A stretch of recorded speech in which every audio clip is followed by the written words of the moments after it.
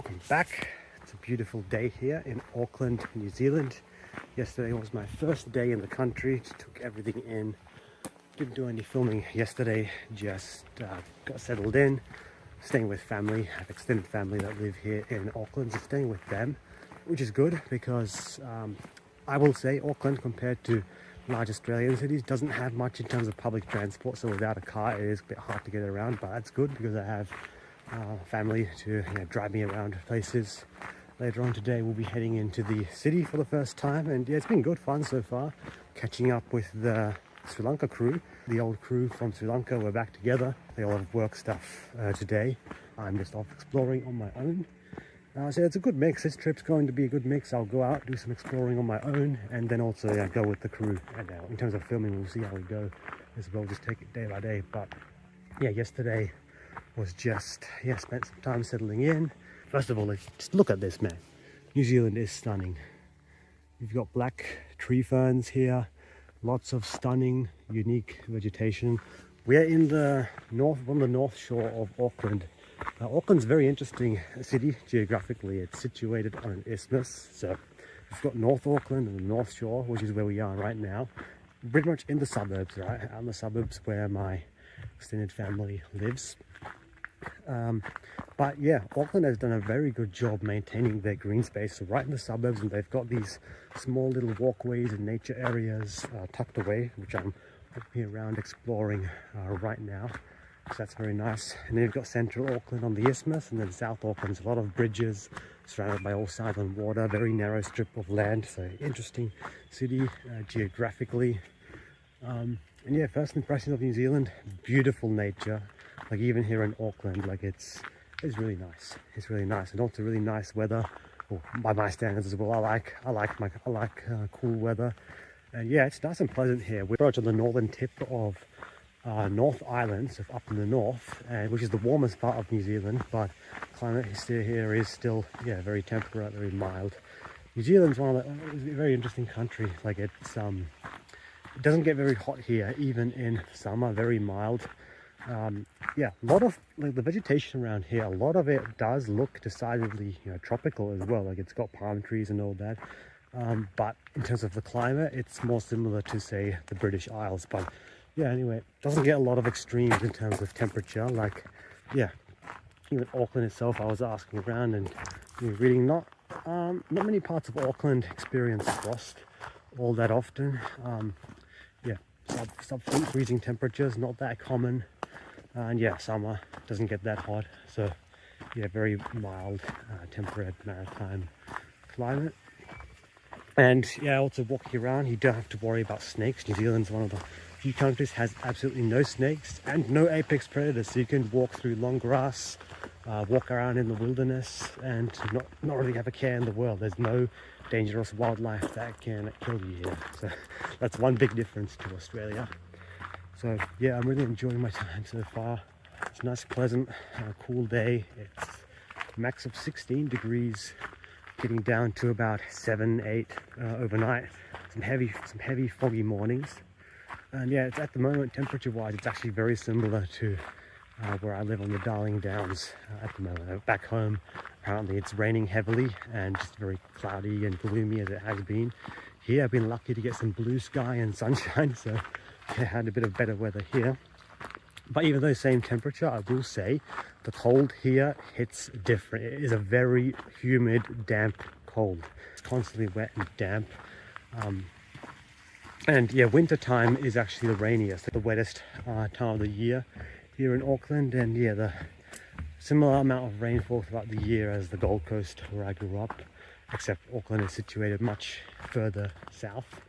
Even though we're near the northern tip of North Island, if you were to draw a straight line to Australia, we'd be somewhere in southern New South Wales, probably close to the New South Wales Victoria border. Pretty similar to Canberra, I think, further south than Sydney, pretty similar to Canberra. And yeah, New Zealand also has some very strict biosecurity laws. Like in each nature area like this, you have to disinfect your footwear because of kauri dieback. It's a nasty one. So, okay.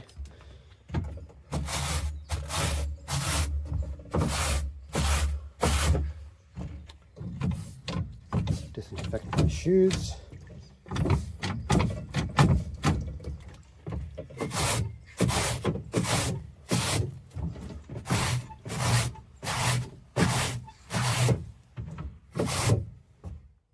Yeah, I'll only just walk through here, so should be fine.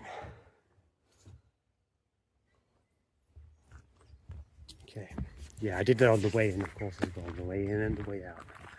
Got to do that before entering any nature reserve here.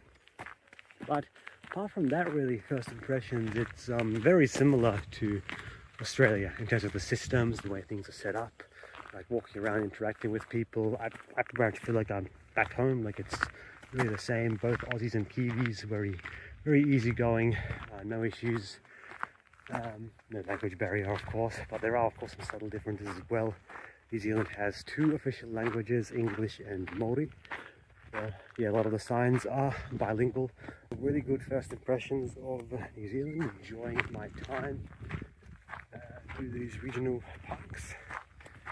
And yeah, looking forward to going to the city, seeing more of it. New Zealand, I think, does, compared to Australian major cities, definitely it feels even more laid back than that. Auckland's the biggest city in the country. Population-wise, we're about 1.8 million, so about the same size as Adelaide, slightly smaller than Brisbane back home. But no, very peaceful. Even Auckland has that laid-back vibe, and we're in the New Zealand's biggest city. Walking streets of suburbia, the way the suburbs are laid out, the housing, everything looks pretty much the same as Australia. What's different, of course, is the nature reserves and going around these sort of places. It's just, yeah, 80% of New Zealand's plants are endemic, so native here, not found anywhere else, which is similar to Australia. But yeah, the vegetation, wildlife, Australia, New Zealand, quite different. But the system, the culture and the way things are set up, very similar systems. There's ways I've noticed already in which New Zealand is ahead of Australia and does things a bit better, and there's also other ways in Australia where I've noticed that we tend to do a bit better. We definitely tend to do public transport better, especially Sydney and Melbourne. They've upped their game. Auckland doesn't need to up their game on public transport, but the immigration process getting here, I will say New Zealand definitely beats Australia on that one. Our system is quite outdated and convoluted in some ways, especially the passenger declaration. Like, to enter both countries as a tourist, you have to do a passenger declaration card, basically just for customs and biosecurity. Just declare what you're bringing into the country and all the information, where you'll be staying. Just standard immigration question. You've got to fill out a form. In Australia, you've got to fill out, still you've got to fill out a paper form. They hand out paper forms on the plane on every flight going to Australia. You've got to fill it out. New Zealand, that's all online now. It's very easy. 24 hours before the flight, you can easily just fill it out with your details and declare what you're bringing into the country, because both countries have very strict biosecurity to protect the ecosystems. And yeah, New Zealand's made that process way simpler, very easy to follow. So they definitely beat Australia on that one. Like Australia, they keep saying, oh, they're going to introduce that system soon, start trialing it. Well, New Zealand's ahead of the game. They've already done that. And in terms of the digital infrastructure, New Zealand beats Australia. Faster internet, more reliable. To get a local SIM here, I got an eSIM set up with a local company here, so I didn't have to get a physical SIM. I just got an eSIM set up. Very easy. Australia, it can be a pain in the ass to get a SIM set up. I know, because tourists from visiting overseas, like trying to get them SIMs, pain. Can be a real pain. So yeah, interesting comparisons. Definitely, as I travel more of New Zealand, North and South Island, we will get better ideas. But yeah, these are my initial first impressions of New Zealand.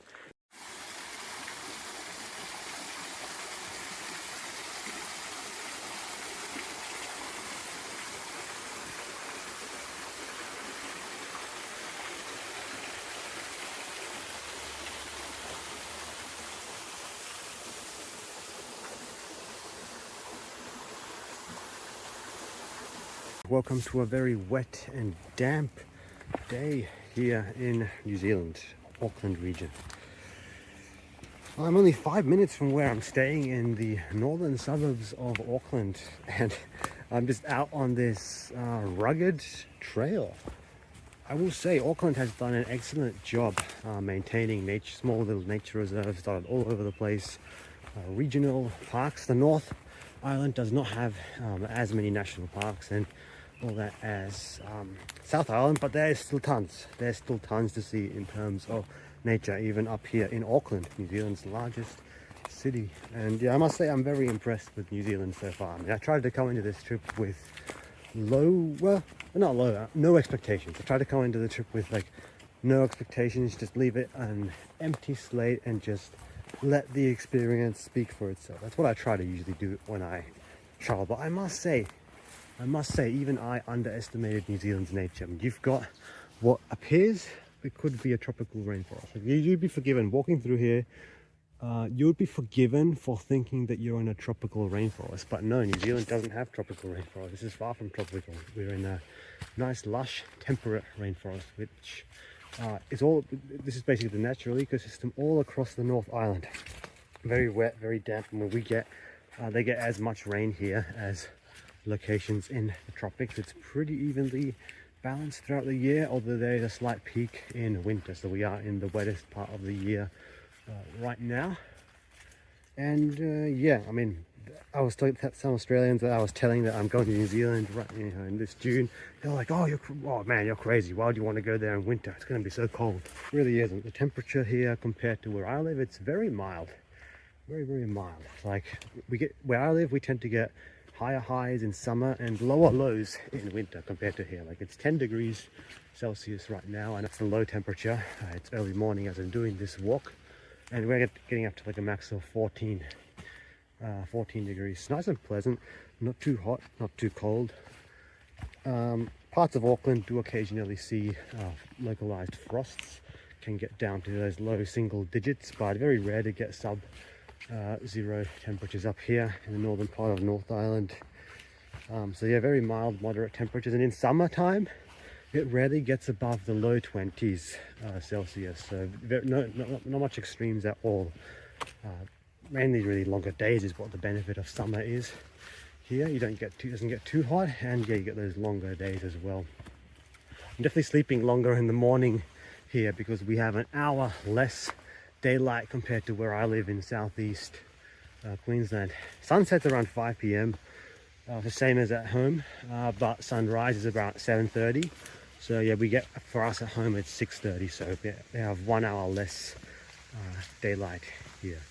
Going down to South Island, I was checking some of those areas will get another hour less. So like sunrise will be like past like 8:30.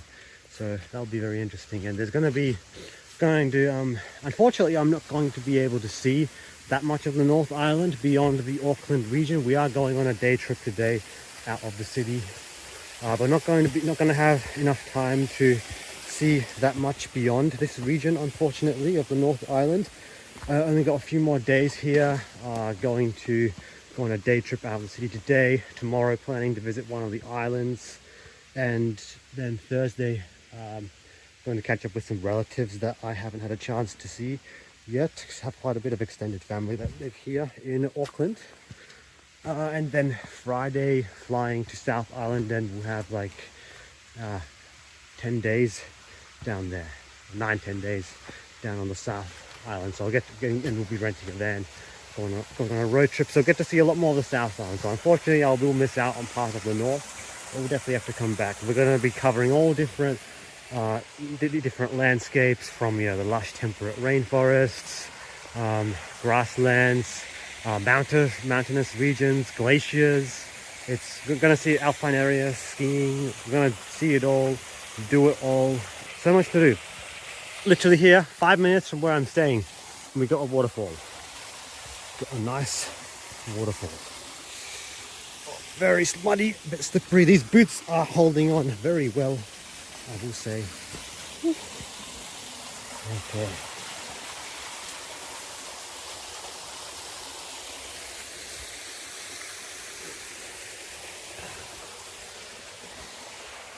Nice, cool, crisp air. Loving it.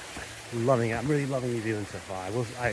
was expecting the nature to be beautiful, but even I underestimated that, I must say. A lot of Kiwis at the moment are moving to Australia. I mean, that's been a trend for a while, but in the last year especially, it's really exploded. We have had record high immigration of Kiwis moving to Australia, mainly for jobs and better pay. Cost of living here in New Zealand is about same as Australia, a bit lower and higher depending on certain metrics, but the wages here in New Zealand are about 20-30% lower than Australia, so many Kiwis do move to Australia for better job opportunities, better pay. For Aussies and Kiwis to move to each other's country are very easy. For those of you who are other parts of the world, it's very easy. Like Aussies and Kiwis, we can travel to each other's countries easy, like freely, you know, visa free, and we can basically, like I as an Australian can come over here.